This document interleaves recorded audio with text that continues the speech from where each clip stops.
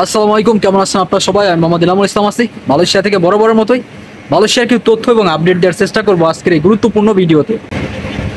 আপনারা জানেন যে সম্প্রতি সময় কিছু তথ্য আসছে মালয়েশিয়ার কিছু নিউজ পোর্টালে, এবং আমাদের যারা বাংলাদেশি কমিউনিটি যারা আছেন, যারা কিনা মালয়েশিয়া নিয়ে খবর তৈরি করেন, তাদের থেকেও কিছু নিউজ আসছে। সেটা হচ্ছে যে মালয়েশিয়াতে যারা কিনা কলিং ভিসায় আইছেন, অনেকেরই আসলে কাজ কাম পায় নাই। যারা কিনা আসলে কাজ কাম খুঁজতেছেন, যারা ফ্রি ভিসার লোক, দেখা যাচ্ছে যে কাজের কথা সোশ্যাল মিডিয়ায় আপনারা কাজ কাম খুঁজতেছেন, অনেকেরই আবার ফেসবুকে পরিচয় অথবা টিকটকে পরিচয়। এখানে আপনারা কাজের সন্ধান খুঁজে থাকেন। অনেকে আসলে কাজের জায়গা যায়, যাওয়ার পর দেখা যাচ্ছে যে কয়েকদিন কাজ কাম করে, কয়েক মাস কাজ কাম করে, কাজ কাম করার পর ওইখান থেকে আর কোনো বেতন পায় না, অথবা ওই জায়গায় কাজ কাম ভালো লাগে না, তারা অন্য জায়গায় চলে যায়। বেতন আসলে ভালোভাবে পাওয়া হচ্ছে না, অথবা অনেক জায়গায় কাজ কাম করছে, বেতন সঠিকভাবে দেয় নাই।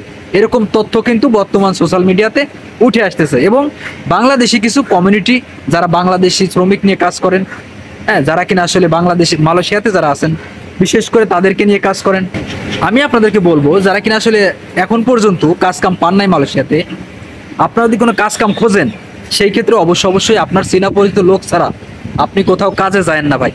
তাহলে কি হবে?